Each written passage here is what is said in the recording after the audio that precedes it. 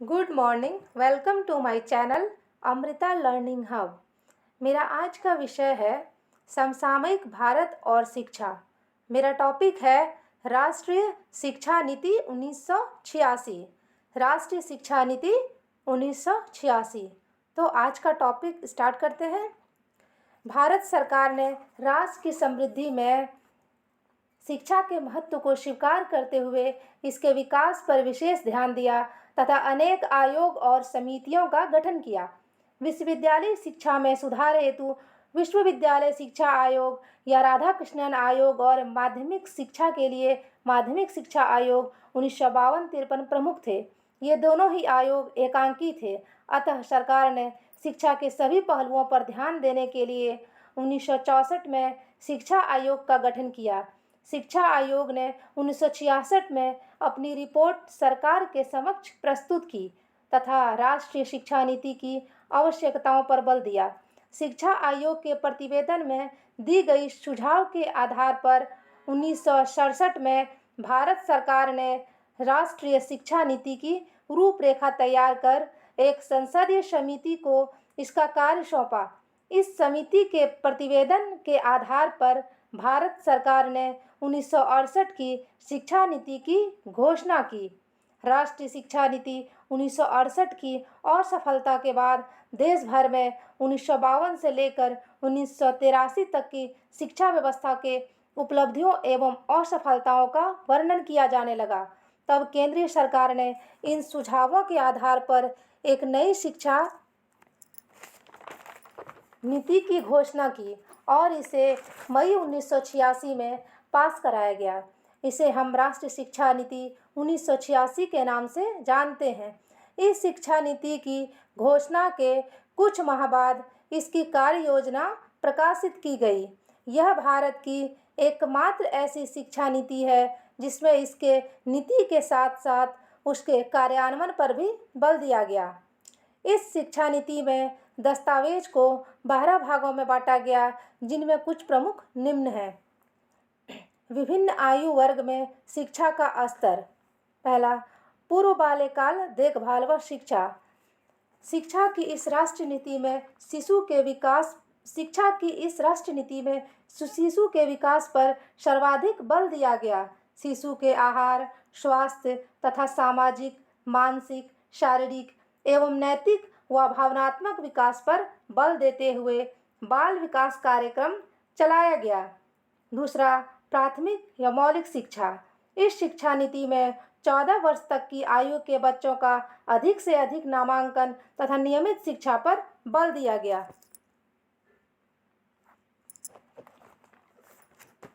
शिक्षा की गुणवत्ता सुधारने पर बल दिया गया। पूरे देश में प्राथमिक विद्यालयों के सुधार के लिए तत्काल ऑपरेशन ब्लैक बोर्ड कार्यक्रम चलाया गया। तीसरा, माध्यमिक शिक्षा।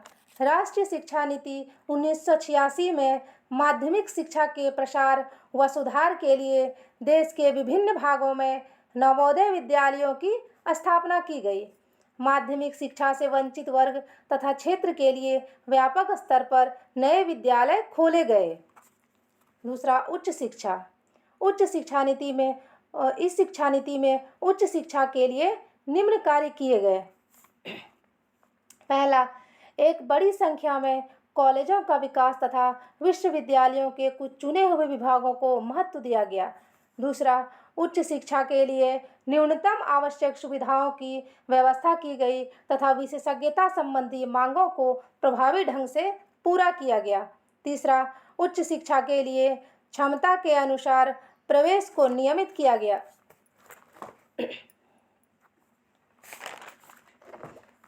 विश्वविद्यालयों में अनुसंधान कार्यों की व्यवस्था पर बल दिया गया। पांचवा, शिक्षण विधियों को बदलने के प्रयास किए गए तथा शिक्षकों के कार्यों का मूल्यांकन भी किया गया। छठा, शिक्षा में समान अवसरों को उपलब्ध कराने के लिए मुक्त विश्वविद्यालय तथा दूरस्थ शिक्षा प्रणाली को नई शिक्षा नीति में जगह दिया गया। तीसरा, तकनीकी व प्रबंध शिक्षा। नवीन राष्ट्रीय शिक्षा नीति में तकनीकी व प्रबंध शिक्षा हेतु अखिल भारतीय तकनीकी शिक्षा परिषद AICTE एवं राज्यों के तकनीकी शिक्षा बोर्डों को सुदृढ़ करने का प्रयास किया गया। चौथा, शिक्षक व शिक्षक शिक्षा। नई शिक्षा नीति में शिक्षकों के कार्यों में सुधार किया गया तथा शिक्षकों के चयन की प्रक्रिया को योग्यता के अनुसार चयन करने का निर्णय लिया गया। नई शिक्षा नीति में शिक्षकों की शिक्षा में बड़े बदलाव किए गए। नई शिक्षा नीति में शिक्षकों की शिक्षा में बड़े बदलाव किए जाने की आवश्यकता पर बल दिया गया तथा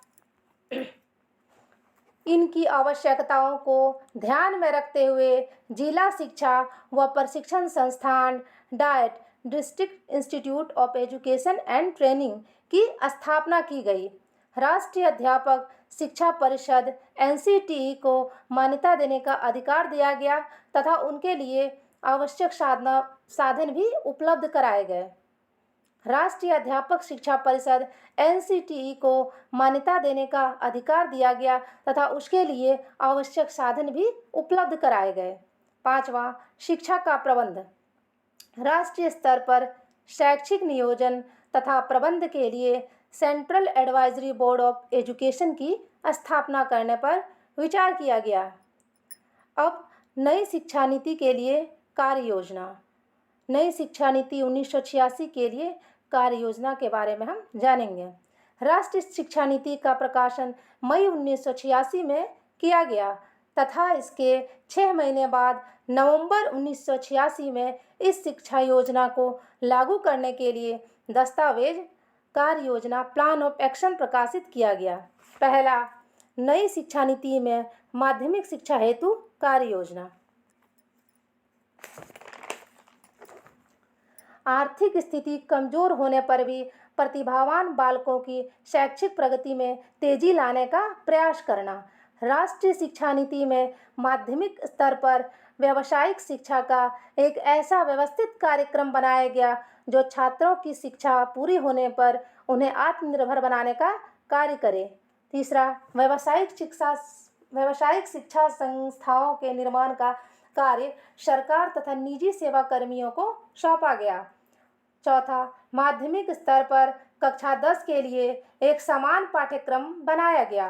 पांचवा, ग्रामीण क्षेत्रों में तथा महिलाओं के लिए सरकारी एवं व्यक्तिगत दोनों प्रकार की संस्थाओं में व्यावसायिक शिक्षा बढ़ाने पर जोर दिया गया।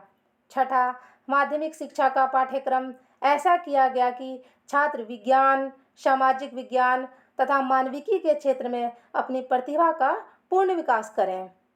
अब उच्च शिक्षा हेतु कार्य योजना। आगे हम उच्च शिक्षा हेतु कार्य योजना के बारे में जानेंगे। पहला, भारत में स्थित 150 विश्वविद्यालय व 5000 महाविद्यालयों की संख्या बढ़ाने के स्थान पर इनके स्तर में सुधार किया जाए तथा किया जाने पर जोर दिया गया। कॉलेज के स्थान पर कुछ स्वायत्त कॉलेज खोलना। तीसरा, शिक्षा में अधिक सुविधाएं प्रदान करना। चौथा, भाषा की योग्यता पर ध्यान देना तथा पाठ्यक्रम में लचीलापन लाने पर जोर दिया गया। पांचवा, उच्च शिक्षा के स्तर पर व उसकी गुणवत्ता पर यूजीसी द्वारा निरंतर निगरानी रखने पर बल दिया गया। छठा, शिक्षक शिक्षा के लिए ओरिएंटेशन प्रोग्राम तथा पाठ्यक्रम संचालित करने के लिए एकेडमिक स्टाफ कॉलेजों की स्थापना करने पर जोर दिया गया। Thank you for watching. अगर आपको मेरा वीडियो अच्छा लगा हो तो please like share and subscribe करें। Thank you so much.